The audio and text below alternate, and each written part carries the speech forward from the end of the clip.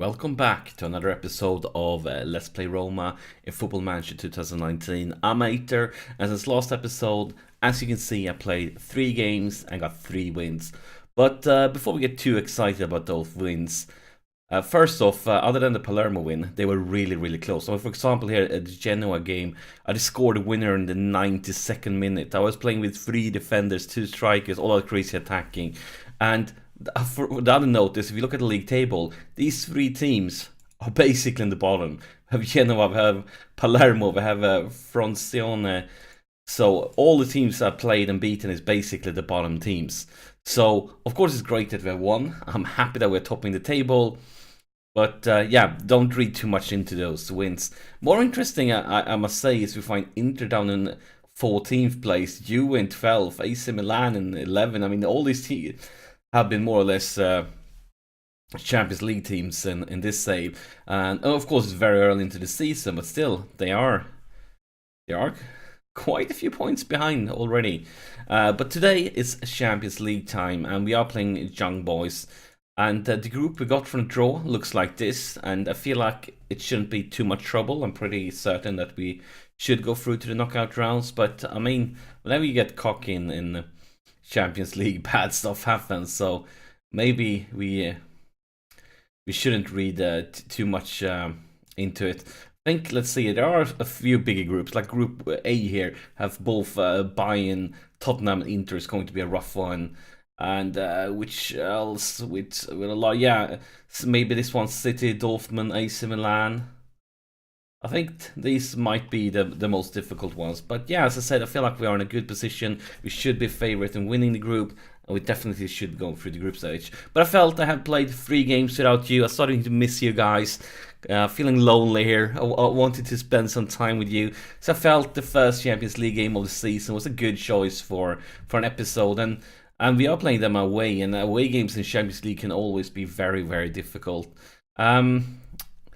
The only injury problem we have current right now is that our normal goalkeeper Olsen is out. He got like a 6-week injury. He's soon going to be back 3 to 11 days, but he has been out for all the games. He haven't played any of them. He got injured, I believe, during training, or maybe it was the internationals after the Juve game.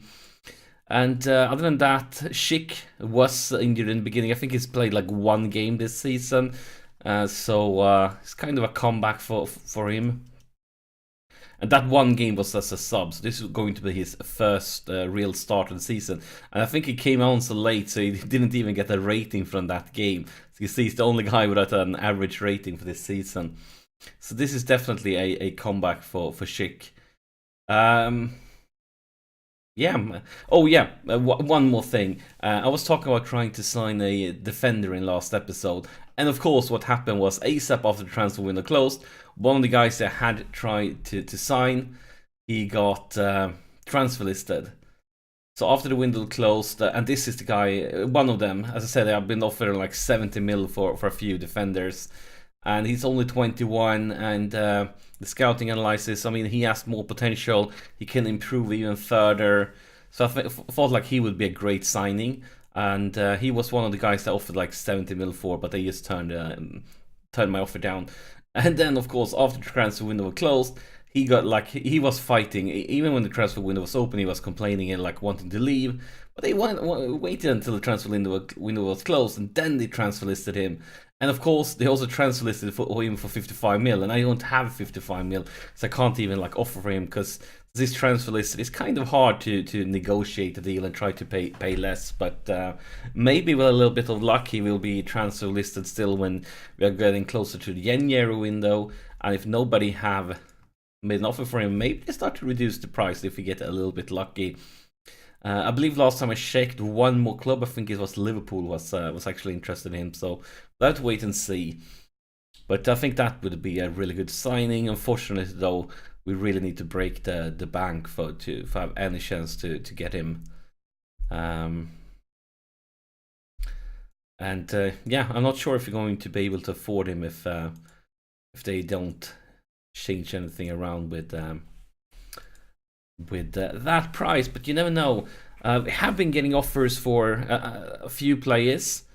El Sharaway is one that we got an offer for after last episode, and I think we got another offer for one of the guys we were talking about before us, like Chic or in there or something like that. But the offers we get for our players, it's just like insulting joke offers. Like we have players that worth like 60 mil, and they are on long contracts, not expiring anyway soon, and then they offer like half the value. I just don't understand it. And the clubs that are making offers like this, like I look at their transfer history, and they signed so many players for like between 60 and 120 million, and players that are more or less at the same level as those of our players they want to sign. And even here is Chic, and even like older players, and still they offer like insulting garbage offers for my players. I just don't get it.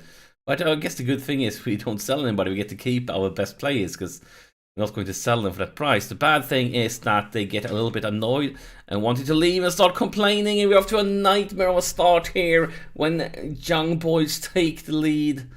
And this is not the start of the Champions League adventure we were hoping for. Maybe it's time to roll like we did, as I told you guys in the last game when we were struggling scoring. I was playing with 3 defenders for quite some time, playing an extra striker instead. Maybe something like that have to come up here, because I mean we have created more chances than them according to statistics, but you don't win games by just creating chances, you win games by creating goals. Tonali for Schule, for Corey, beautiful! And that one goes nowhere. Instead, looks like maybe perhaps another counter-attack. Focus, guys. Focus. And this is really bad defending. What's going on, lads? What is going on? I'm actually going to pause it here. I'm going to go to the tactics screens. Tonight, I'm going to bring you higher up in the pitch already. Fazio, we're going to have you chill a bit with your tackles. We don't want you to have sent off. And yeah, let's try to roll like this.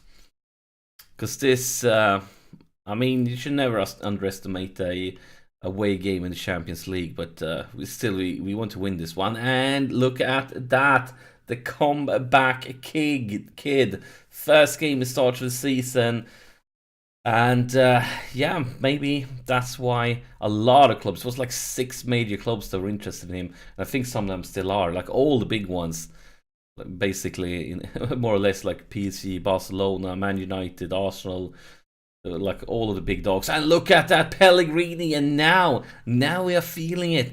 This is what we wanted. We started conceding an early goal, but now finally we have overtaken things.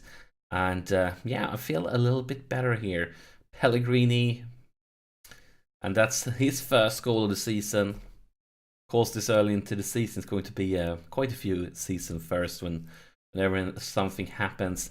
But yeah, we managed to turn things around. Actually, since well, of course I say that is going to be a highlight for them. I'm just going to shut up and watch. And what I was about to say was, since we did have a small tactical change, they haven't had a single shot according to statistics, and we got a few more. Now, of course, it doesn't have to be because of the tactical change. It's always nice when you see that you do something and something changes the statistics. Still though, we can't be pleased with that first half. I mean, we have a few lads have been playing really well, but the rest of them have been just embarrassment for the team. So still going to tell them we're not pleased. Hopefully we can step it up in the second one and actually perform a little bit stronger. Let's take a look at the latest scores here. And this is, of course, we are with Porto and Besiktas. This is our group as Chic breaks through and misses. So this is the game that could be of interest for us. And I guess maybe it's not too bad if they would draw in that game, because this means 1 point to them each, and none of them is getting 3 points. And 3 points is what they need to stay on track to strike. Oh, of course, I say that Porto takes the lead, but that's what they need to maybe kind of give us some trouble here. But now we are actually under pressure from Young Boys. A lot of players into the box, and this is some really weak defending. And we see the equalizer. I will see why I desperately want stronger defenders. This is so bad. Such a bad defending. I mean, look at this. Look at this. He was marking him, and if you saw like a few seconds, 2 seconds before, they were like close ahead. And now he's looking at the ball, forgetting about this player. And yeah, really, really weak defending. Embarrassment to the team. Florenzi have picked up on a potential injury, so actually, I'm kind of like that, playing with two strikers and one defender. So maybe this is the right timing to do that once again. I think it is. I feel like it's time for that. So let's change things around like this, and then of course Florenzi will be replaced. I think we should go with Munir. And as the last baby, and you could go complete forward instead, Schick. And then we are going to bring in Jesus. So we have 3 central defenders here. So yeah, 3 defenders, 2 strikers. Let's roll.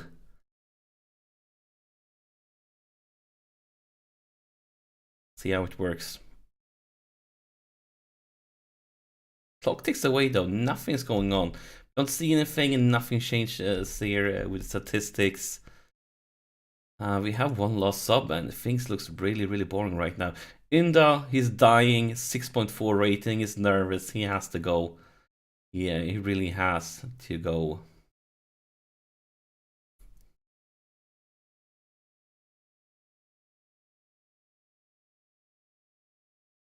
Still nothing. And of course, here is Young Boys. This is not what we wanted to see. Not at...